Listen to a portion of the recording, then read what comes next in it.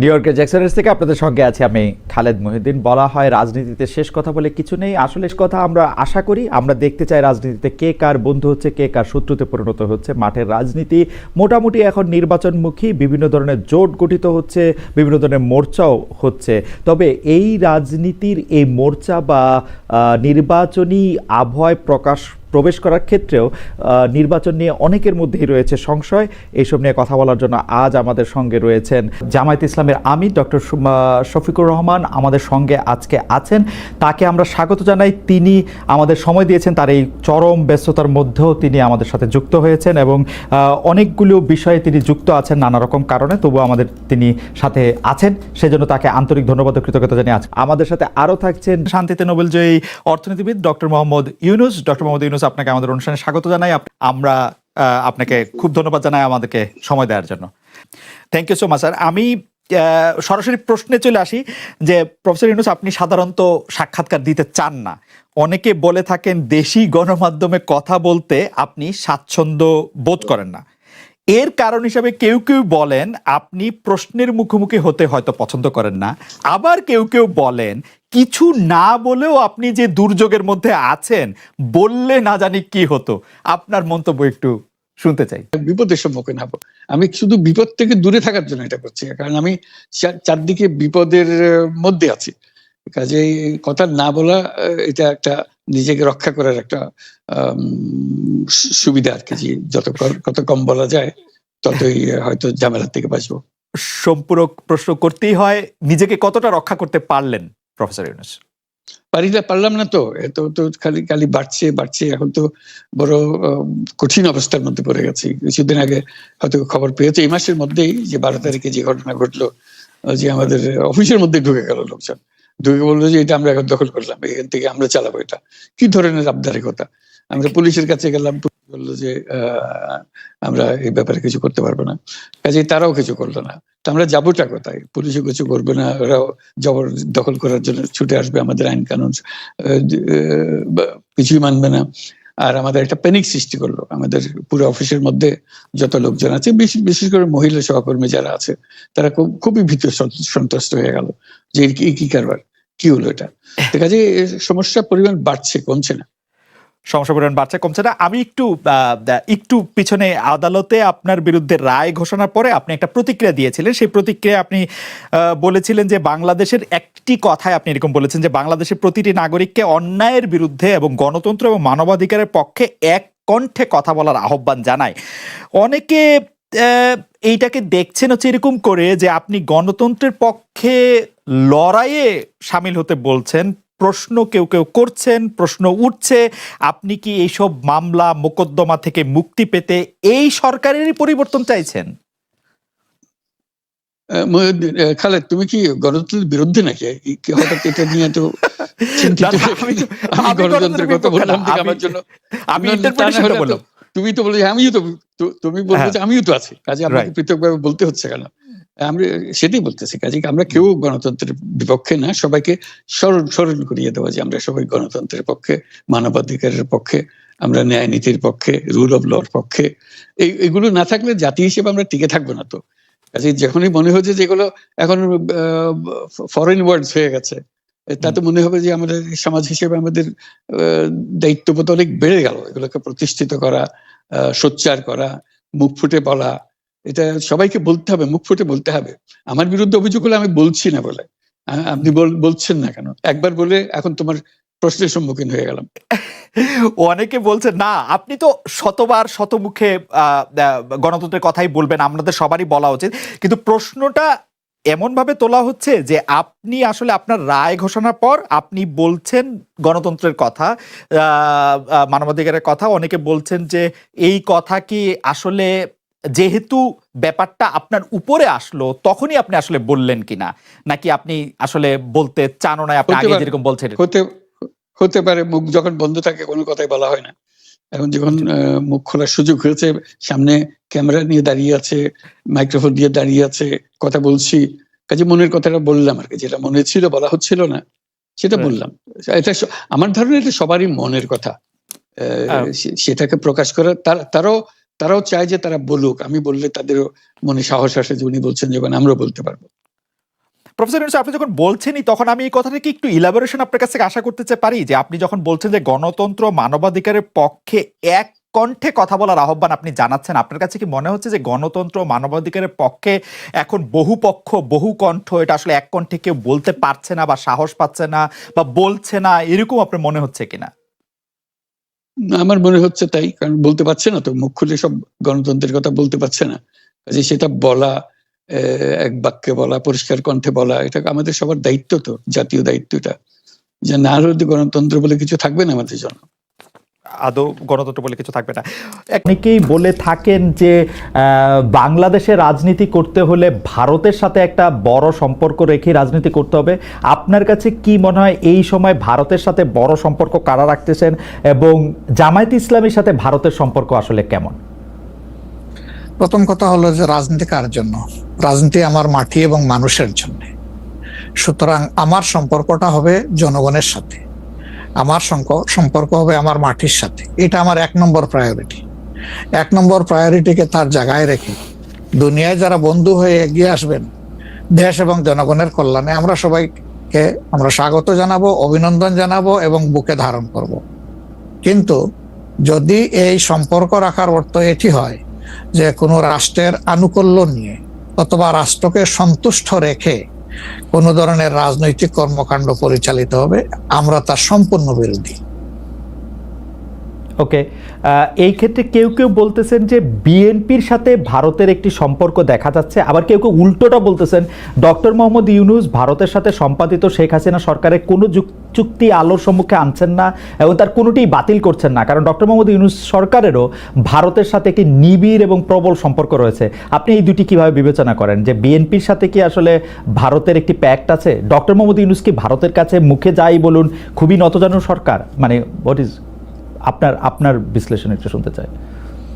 আসলে প্রথমটা আপনি যেমনটি শুনছেন আমিও তেমন শুনতেছি, আমার কাছে এর কোনো ডকুমেন্ট নাই। আর দ্বিতীয়টা যেটা বলতেছেন ডক্টর ইউনূস সাহেবের ব্যাপারে, আমি এর কোনো আলামত দেখতে পাচ্ছি না যে উনি ভারতের কাছে নত জানু, এর কোনো আলামত আমার কাছে স্পষ্ট নয়। ভারতের সাথে আমরা ভারতকে বিভিন্ন বিষয়ে তার সাথে কনফ্লিক্টে দেখতে পাচ্ছি। ভারতের সাথে হাসিনা সরকারের সম্পাদিত চুক্তিকে তিনি সামনে আনতেছেন না, এইটা একটা অভিযোগ। আরেকটা অভিযোগ হচ্ছে ভারত একতরফাভাবে ট্রান্সশিপমেন্ট এবং স্থলবন্দর দিয়ে মাল আনা নেওয়া বাতিল করলো, এর বিপরীতে বাংলাদেশ কোনো ব্যবস্থাই নেয় নাই এখন পর্যন্ত। আসলে বাংলাদেশের নেওয়ার সেই সুযোগটাও কতটুকু আছে না আছে সেটা বিবেচনায় নিতে হবে। 2 নম্বর হচ্ছে যে ইউনূস সরকার এখন দায়িত্বে আছেন, আমি ক্ষমতায় বলবো না, এ দেশের জনগণই তাকে দায়িত্ব দিয়েছে, উনি দায়িত্বে আছেন। উনি দায়িত্বে আসার পরে এটা ঠিক যে ভারত বলেছে নির্বাচিত সরকার আসলে তারা দেশকে সহযোগিতা করবে, তা এখানে কি বার্তা দেওয়া হলো তাহলে? সুতরাং এটা কোনোভাবেই টিকে না বিষয়টা। আর এই সরকারের অনেকগুলা প্রায়োরিটি আছে। চুক্তি সম্পাদন হয়েছে 2টা মানে সরকারের মধ্যে ইতিপূর্বে। সেই সরকার নির্বাচনে তার আইনগত এবং নৈতিক বৈধতা কতটুকু ছিল সে নিয়ে হয়তো প্রশ্ন থাকতে পারে, কিন্তু 2টা সরকারের মধ্যে চুক্তি সম্পাদিত হয়েছে এবং পলিটিক্যাল গভর্নমেন্ট দুইটাই, ইন্ডিয়া পলিটিক্যাল গভর্নমেন্ট, বাংলাদেশেও পলিটিক্যাল গভর্নমেন্ট। এই ধরনের কিছু ম্যাটার আছে যেগুলো আসলে পলিটিক্যাল গভর্নমেন্টকেই রিজলভ করতে হবে। যেমন কিছুদিন আগে আপনারা মানবিক করিডোর নামে একটা বিষয়ের কথা শুনেছেন, আমরা কিন্তু A to Z বলেছি নো, এটাই সরকারের ফাংশন হওয়া উচিত। এরপরে পোর্ট হ্যান্ডলিং এর ব্যাপারেও কথা এসেছে, সেখানেও আমরা বলেছি যে এইটাও এত বড় বিষয়ে সরকারের হাত দেওয়া উচিত হবে না, এই ব্যাপারে আমাদের অবস্থান স্পষ্ট। সুতরাং তারা আরো যে প্রায়োরিটি গুলো আছে, বিশেষ করে কিছু বেসিক রিফরমেশন না করলে আগামীতে একটা গুড গভর্নেন্সের জন্য একটা গুড সরকার গঠন করা সম্ভব হবে না, একটা ভালো ইলেকশন হবে না, এই বিষয়গুলোকেই এখন মূলত প্রাধান্য দেওয়া হচ্ছে। দুটি বিষয়, রাষ্ট্রের দুটি স্তম্ভ সম্পর্কে আপনাকে প্রশ্ন করব। আপনি এখন এই মুহূর্তে বা গত 10 মাস 11 মাসের ডক্টর ইউনূস সরকারের শাসনে আপনার কাছে বিচার বিভাগকে যথেষ্ট স্বাধীন এবং সকর্মক মনে হয় কিনা? আরেকটি বিষয় ফ্রিডম অফ প্রেস। আমি যথেষ্ট স্বাধীন মনে করি না। যতদিন পর্যন্ত বিচার বিভাগ সম্পূর্ণভাবে আলাদা না হবে নির্বাহী বিভাগ থেকে, ততদিন পর্যন্ত এটাকে স্বাধীন বলা যাবে না। যেমন বিচার বিভাগের একটা ডিমান্ড আমাদের আছে যে এটাকে স্বাধীন করার জন্য স্বাধীন সচিবালয় গঠন করতে হবে, সেটা এই সরকারের একটা অঙ্গীকারের মতোই ছিল, কিন্তু এখন পর্যন্ত সেটা হয়নি। আমরা এটা দেখতে চাই যে অবিলম্বে সেটা হোক। যদি স্বাধীন সচিবালয় কায়েম নাই হয় তাহলে বিচার বিভাগ স্বাধীন হবে কিভাবে? নির্বাহীর অধীনে থাকে তো বিচার বিভাগ স্বাধীন হতে পারে না। এমনিতে আমরা সারা দেশে যে বিচার আদালতগুলি দেখি বা আমাদের যে আপিল আদালত অর্থাৎ হাইকোর্ট বিভাগ এবং আপিল ডিভিশন যে রায়গুলি এই পর্যন্ত দিয়েছে বা দিচ্ছে, আপনার সাথে তো সারা বাংলাদেশের সবাই কানেক্টেড। আপনার কাছে কি মনে হয় যে তারা স্বাধীনভাবে কাজ করতে পারছে, নাকি নির্বাহী বিভাগ আওয়ামী লীগ সরকারের মতোই বা পূর্ববর্তী অন্য রাজনৈতিক সরকারের মতোই প্রভাব বিস্তার করেই চলছে? ইউনূস সরকারও আসলে সুপ্রিম কোর্টের পজিশনটা আমার কাছে আমি প্রথমে আনতে চাই। এখন যিনি প্রধান বিচারপতির দায়িত্বে আছেন, তাকে তার পারফরমেন্সকে আমরা যতটুকু পর্যবেক্ষণ করার সুযোগ পেয়েছি, আমাদের মনে হয়েছে তিনি তার বিবেক এবং তার স্বাধীন চেতা মানসিকতার জায়গা থেকেই তিনি পারফর্ম করছেন। হাইকোর্টের যেহেতু অনেকগুলা বেঞ্চ, সেখানে পার্সন টু পার্সন ডিফারেন্স হতেই পারে, কিন্তু আলটিমেটলি বিচার তো যাবে শেষ পর্যায়ে সুপ্রিম কোর্টের হাতে। এই জায়গাটাকে অতীতের যে কোনো সময়ের তুলনায় আমাদের কাছে বেটার মনে হচ্ছে আপাতত। ভবিষ্যতে তারা কি করবেন সেটা এখনই অগ্রিম বলা যাচ্ছে না। ওকে। আর বিচার আদালতের প্রশ্নে মানে জজ অ্যান্ড সেশনস কোর্ট যেগুলি, ডিস্ট্রিক্ট জজ অ্যান্ড সেশনস কোর্ট যেগুলি আছে 64টা জেলা এবং অন্যান্য ট্রাইব্যুনালগুলি, তারা কি স্বাধীনভাবে কাজ করতে পারছে? আমাদের কাছে যতটুকু ইনফরমেশন, সব জায়গায় তারা স্বাধীনভাবে কাজ করতে পারছেন না। বিভিন্ন আনডিউ প্রেসার তাদের উপরে আছে। এটা কি নির্বাহী বিভাগের উপর থেকে, নাকি এটা জামাতে ইসলামী প্রেসারটা দিচ্ছে বা বিএনপি প্রেসারটা দিচ্ছে বা এনসিপি প্রেসারটা দিচ্ছে? আমরা তো কোনো প্রেসারের পক্ষে নাই। আমরা always in favour of fair justice.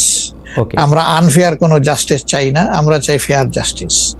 এখন আর কারা দিচ্ছে না দিচ্ছে, আপনার টক শোতেই আপনি মেনি টাইমস বলেছেন, আমাকে উত্তর দেওয়ার দরকার নাই। আপনি যথেষ্ট জনগণের পক্ষে মতামত ব্যক্ত করার জন্য আপনি বহু সময় এই কথাগুলো রিপিট করেছেন। আমরা কিন্তু এর পক্ষে নাই এবং আমাদের বিরুদ্ধে এই ধরনের কোনো কমপ্লেইন কোথাও নেই। আর যদি ফ্রিডম অফ প্রেসের কথায় আসি, অর্থাৎ সংবাদপত্রের স্বাধীনতা বা গণমাধ্যমের স্বাধীনতা প্রশ্নে আপনার কাছে এই 10 মাসের বিবেচনা যদি চাই বা বিচার যদি চাই, আপনি কেমন দেখছেন যে স্বাধীনভাবে মত প্রকাশ করা যাচ্ছে কিনা? মানে সংখ্যা যারা সংখ্যায় কম তারাও তাদের মতামত দিতে পারছে কিনা? জি না, সেটা আমি আসতেছি। যদি আপনি in comparison two previous period, that is last 15.5 years, even another 2 years you can add with it. So-called caretaker সরকারের 2 বছর, পরবর্তী 15.5 বছর। অনেক সময় প্রেস আমাদেরকে বলতো, আমরা যখন জিজ্ঞেস করতাম যে এই ধরনের একটা জলজ্জন্ত মিথ্যাচার কেমনে করলেন, ওই যে কিছু করার নাই, স্ক্রিপ্ট লেখা ছিল, আমাদেরকে এটা জাস্ট ব্রডকাস্ট করতে হয়েছে। তো এখন সেই পরিস্থিতি এরকম নাই বলে আমাদের কাছে মনে হয়। তারপরেও আমরা প্রেসের কাছ থেকে বিভিন্ন সময় শুনি তাদের কিছু কনসার্নের জায়গা এখনো বিদ্যমান। কেউ কেউ এখনো তাদের উপরে আনডিউ প্রেসার দিয়ে থাকেন, এটা করতে পারবেন, এটা করতে পারবেন না। এটা যদি থাকে, একটা মিনিমাম রেঞ্জেও থাকে, তাহলে তো আমরা কমপ্লিট ফ্রিডম অফ স্পিচ বলতে পারছি না, ফ্রিডম অফ এক্সপ্রেশন আমরা বলতে পারছি না। এটা কিছুটা যে এখনো প্রিভেল করছে, এটা আমরা অনুভব করি। তবে আমরা ফিল করি যে প্রেসকে তাদের মতোই রোল প্লে করতে দেওয়া উচিত। আর প্রেসের কাছেও আমাদের প্রত্যাশা, তারা যেন সাদাকে সাদাই বলেন, সাদাকে অন্তত ধূসর বানাবেন না, এবং কালোকেও তারা মানে সার্ফ এক্সেল দিয়ে সাদা বানাবেন না। 5 আগস্টের পর এই প্রশ্ন অবশ্য অনেকবার আপনার সামনে এসছে। তারপর আমি আপনাকে বলি, যেহেতু আপনার সাথে আমার দেখা হচ্ছে নতুন একটা ঘটনার পরে, এই প্রসঙ্গে নতুন একটা ঘটনার পরে, আপনি কিন্তু যে কোনো জায়গাতে এক ধরনের সমন্বয়ের প্রত্যাশী একজন মানুষ, ক্ষমা করার পক্ষে একজন মানুষ। আপনি সর্বশেষ যে আওয়ামী লীগের রাজনীতি নিষিদ্ধ করা হলো এবং দলকে আসলে তার সকল কার্যক্রম নিষিদ্ধ করা হলো, এইটা নিয়ে আমরা দেখেছি যে আপনার দলকে যারা সমর্থন করেন তারাও সেই নিষিদ্ধের দাবি করেছেন। কিন্তু আমি আপনার পার্সোনাল মতামত জানতে চাই যে আপনি এটা আসলে লাইক করেছেন কিনা, বা আপনি এটা পছন্দ করেছেন কিনা, বা আপনার যদি একক ক্ষমতা নেয়ার মানে সিদ্ধান্ত নেওয়ার, আপনি আপনার একক সিদ্ধান্ত প্রয়োগ করতেন, তাহলে আপনি এটা করতেন কিনা? দেখেন, এখানে অনেকগুলা বিষয়। আমাকে ইদানিং ফরেন মিশনের যারা বাংলাদেশে আছেন, এনভয় বা আপনার রাষ্ট্রদূত যারা আছেন তারাও জিজ্ঞেস করেন যে ন্যাশনাল রিকনসিলিয়েশনের একটা জায়গা থাকা উচিত কিনা। তাই আমি বলি অবশ্যই উচিত। তবে বিষয়টা হলো যে আমাদের ওন্ড গুলা একদম তাজা, ট্রমা গুলা এখনো মেন্টাল এবং ফিজিক্যাল ট্রমা এখনো বিদ্যমান। হাসপাতালের বেডে এখনো রয়ে গেছে ইনজিওর্ড পার্সন গুলো। শহীদ পরিবারের অনেকেই তাদের আপনজনের লাশও এখন পায় না, লাশের সন্ধান বা কবরের সন্ধানও পায়নি। সো এটা একদম তাজা একটা বিষয়। যেমন আমরা যদি সাউথ আফ্রিকার কথা ধরি, তাহলে ডিকেডস আফটার ডিকেডস এটাকে হিলিং করতে, রিকনসিলিয়েশনে আনতে সময় লেগেছে। অতএব মিনিমাম একটা সময় দিতে হবে। আওয়ামী লীগের ক্ষেত্রে কি হয়েছে, তাদেরকে নিষিদ্ধ করা হয়নি, তাদের কার্যক্রমের উপরে মানে নিষেধ আরোপ করা হয়েছে যে তারা ফাংশন গুলা করতে পারবে। 15.5 বছর তো তারা সুযোগ পেয়েছিলেন এই দেশে ফেয়ার ডেমোক্রেসি, তারা চাইলে কিন্তু কালচার করতে পারতেন এবং ইতিহাসে স্মরণীয় হয়ে থাকতে পারতেন। কিন্তু আসলে আপনিও তো তাদের অনেক কর্মকাণ্ডের প্রতিবাদ করেছেন অত্যন্ত জোরালো ভাবে। আগের আপনার ঠিকানা থেকে, বর্তমান ঠিকানা থেকে, সব জায়গা থেকে আপনি যেখানে যখন ছিলেন আপনি করেছেন। কেন করলেন? এই জিনিসগুলো অ্যাকসেপ্টেবল ছিল না, এই জন্যই তো করেছেন। তো তারা তো 15.5 বছর মানুষকে তাদের কোনো ডেমোক্রেটিক এবং পলিটিক্যাল রাইট দেয় নাই। জাস্টিস পাওয়ার রাইটটাও তারা স্ন্যাচ করে নিয়েছিল। এই ধরনের সবগুলা রাইটই তো কার্যত তারা কেড়ে নিয়েছিল। আপনি যদি প্রেসের কথা বলেন, এখন তো অ্যাটলিস্ট যখন তখন যাকে তাকে প্রধান উপদেষ্টাকে একটা কথা বলেছে ঢুকাই দাও, মামলা একটা দিয়ে তাকে সাথে সাথে ঢুকাই দাও, এই কাজ তো এখন হচ্ছে না। আয়নাগরের ঘটনা তো এখন একটু হইতেছে। মাননীয় আমির, একজন ইউটিউবার আছেন সাব্বির, তাকে জেলে দিয়ে দেওয়া হয়েছে প্রধান উপদেষ্টাকে, কি জানি বলছে। না আমি বলতেছি সেটা, আমি বলছি যখন তখন হচ্ছে না, ঘন হচ্ছে না। 2-1টা কেস হইতেই পারে, এটা এক্সেপশন, কিন্তু আগে তো এটা ছিল প্র্যাকটিস এন্ড র্যান্ডম, এটা কিন্তু এখন হচ্ছে না। তারপরে আপনি দেখেন যে আয়নাগরের যে বিষয়টা, মানুষকে ধরে নিয়ে ঢুকাই দাও, হোয়ার অ্যাবাউট কেউ জানে না, তার ফ্যামিলি জানে না যে মানুষটা বেঁচে আছে নাকি মরেই গেছে। যদি মরে যায় তার কবর কোথায়, আদৌ জীবনে দেখবো কিনা তার কবরটা, সেটাও তো প্রশ্ন। এরকম তো ঘটনা ঘটেছে। এবং যাদেরকে আয়নাগরে নেওয়া হয়েছে তারা কিন্তু সবাই ফিরে আসেননি। তারা অনেকেই এখনো আমরা জানি না তারা কোথায় আছে, আদৌ বেঁচে আছেন কিনা। তো এগুলা তো এখন হচ্ছে না। আর বায়বীয় মামলা যেটা বলা হয় সরকারের পক্ষ থেকে, এখন সরকারের পক্ষ থেকে সেরকম মামলা নেই। এখন মামলা হচ্ছে পলিটিক্যাল যারা বিভিন্ন পার্টিজ আছেন তারা, সেই ক্ষেত্রে এক এক দলের এক একটা দৃষ্টিভঙ্গি। আমাদের দৃষ্টিভঙ্গি হচ্ছে যে ফর ফেয়ার জাস্টিস কমপ্লেইনটা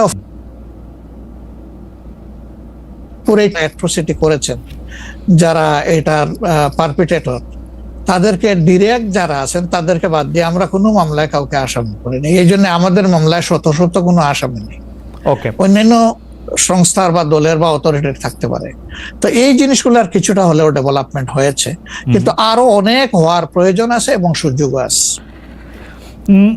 এই ক্ষেত্রে আমি শুধু একটা লাইন করে একটু বোঝার জন্য, যে মানে আওয়ামী লীগ নিষিদ্ধ করা হয় নাই, আওয়ামী লীগের কার্যক্রম নিষিদ্ধ করা হয়েছে, দুইটার মধ্যে তফাৎ কি আসলে? মানে তারা মানে কি করতে পারবে আর কি করতে পারবে না, মানে একজন আওয়ামী লীগ কি করতে পারবে এখন? মানে আমার একটা আন্ডারস্ট্যান্ডিং হচ্ছে আওয়ামী লীগ নিষিদ্ধ, তা আপনি বলতেছেন না দুইটার মধ্যে একটু তফাৎ আছে। তফাৎটা কি আসলে? দেখেন, নিষিদ্ধ তো আমাদেরও করা হয়েছিল, তাই না?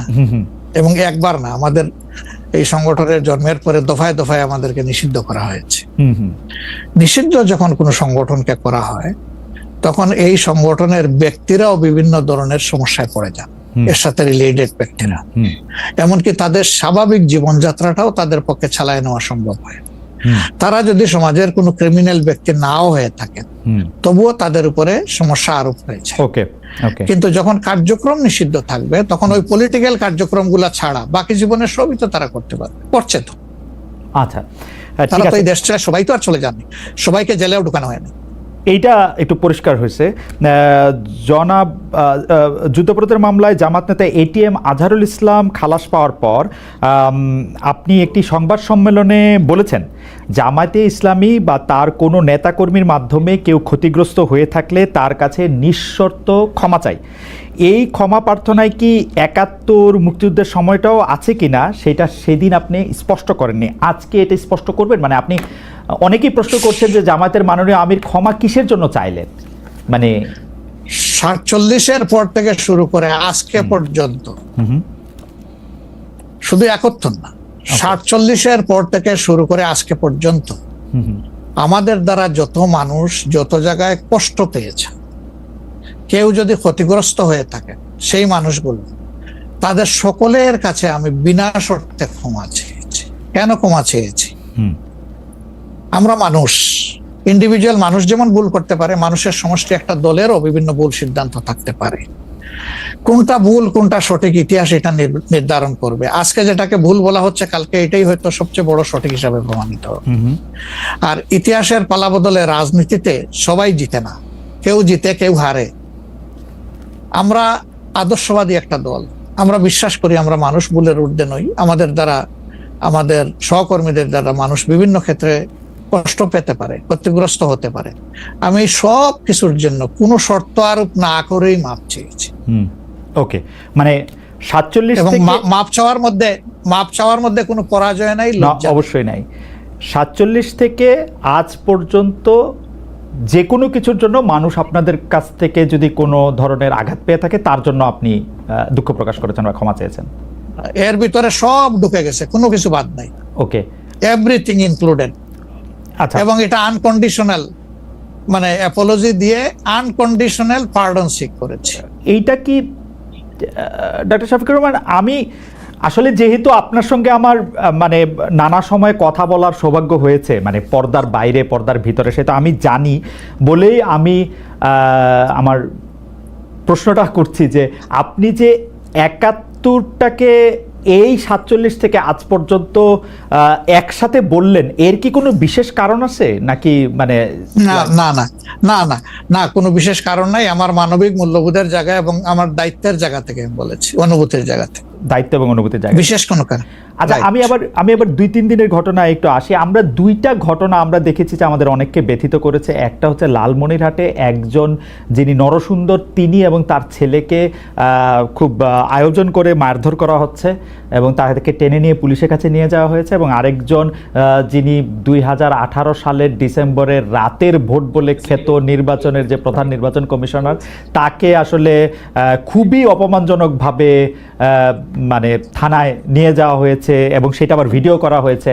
মানে আমি সাধারণভাবে যেটা বুঝি, আপনি আমাকে শাস্তি দিতে পারেন, আপনি আমাকে মৃত্যু দিতে পারেন, কিন্তু মানুষ হিসাবে আরেকটা মানুষকে অসম্মান করার অধিকার যে আমাদের নাই, এইটা কি মানে মানে নাকি এইটা আমাদের আছে কারণ তারা একটা খারাপ কাজ করেছিল, এরকম কি?